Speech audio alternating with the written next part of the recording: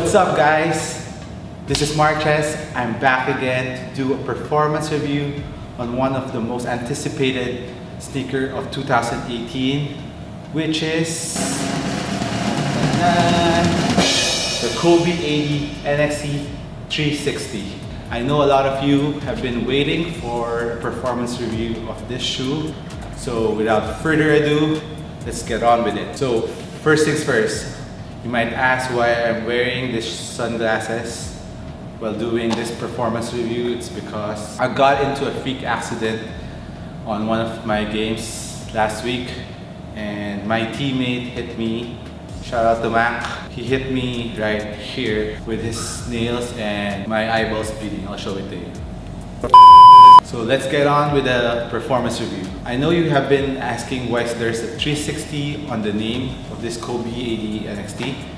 It's because this shoe features a 360 Flyknit woven upper. Nike made the upper, this whole upper, into a 360 mold. Usually the Flyknit is woven flat, then they stitch it up with the outsole.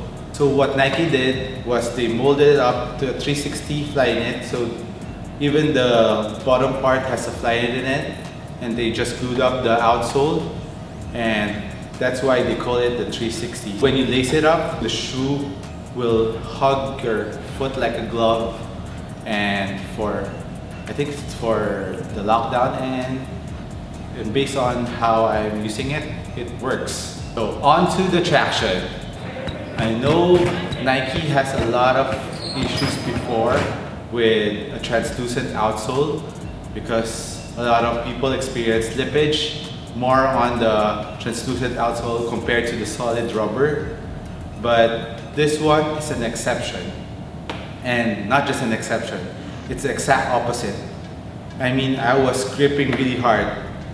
It was really beastly, even if it's translucent. It features a very aggressive pattern which is widely spaced, and since the pattern is widely apart, dust is not an issue so far. I've been playing with it in a very clean court and kind of dusty court, and no dust is sticking on my shoe.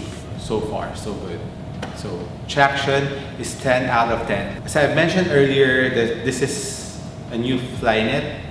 It's not just on a 360 mold, but it features a new implementation on the Flyknit upper, which is more on the thin side compared to the LeBron 15s, which are a little bit thicker and stretchier. But with this one, it's really super thin. You can see the drop-in midsole through the Flyknit. And don't worry, I know everyone's skeptical about Flyknit being thin.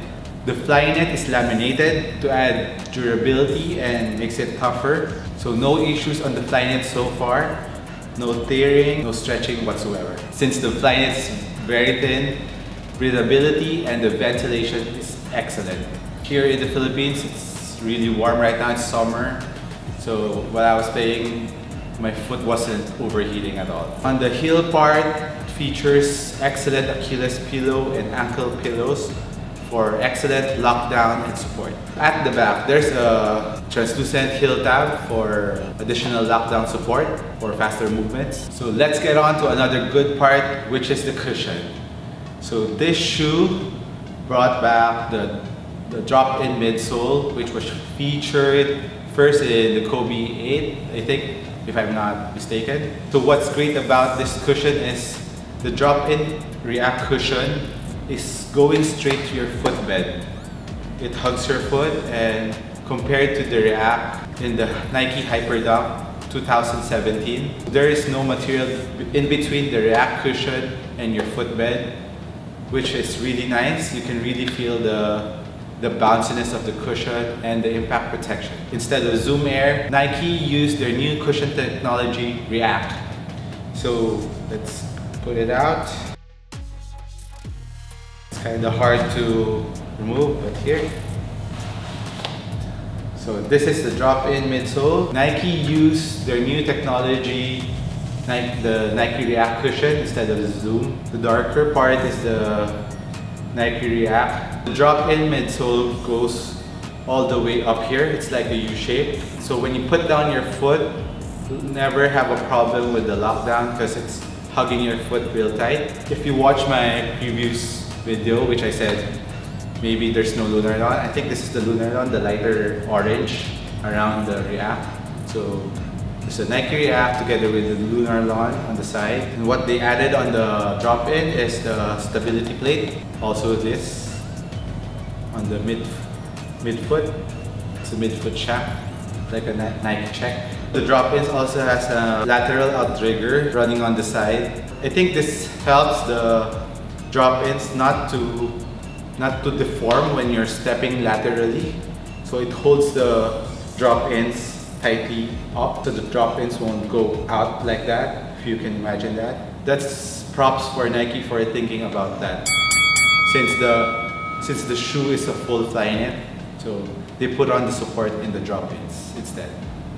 Props Nike, good job. So another concern I think you might be wanting to ask me is, when you put on the drop-ins, will the drop-ins slip inside the footbed of the Flyknit?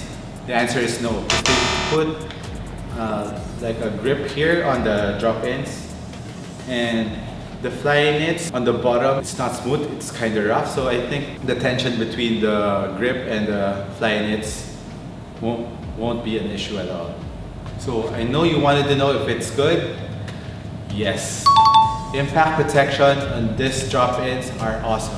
When you're walking, you don't feel the React cushion that much, but once you start running, you'll feel the bounce. As for jumping, there's a little bounce and the impact protection is excellent. What's funny about this shoe, like I said in my initial thoughts, without the drop-ins, you can use this for swimming. It's like a scuba shoe. You can see the Flyknit under and the outsole. What I think about this shoe, the Nike Kobe AD NXT 360, is it's an excellent overall hoop shoe.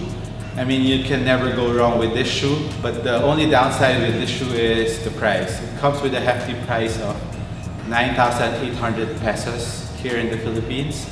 It's around $200 US. If you compare it with the LeBron 15, which is already expensive, the LeBron 15 is 185 USD. It's $15 more expensive, but with great technology comes great price. So I think you'll be paying more for the new technology on this shoe, which is the 360 Flyknit mold and the drop-in React cushion. So you can really feel the Nike React cushion on this shoe compared to the Hyperdunks, which you can't feel anything at all. I think you get your money's worth on this shoe.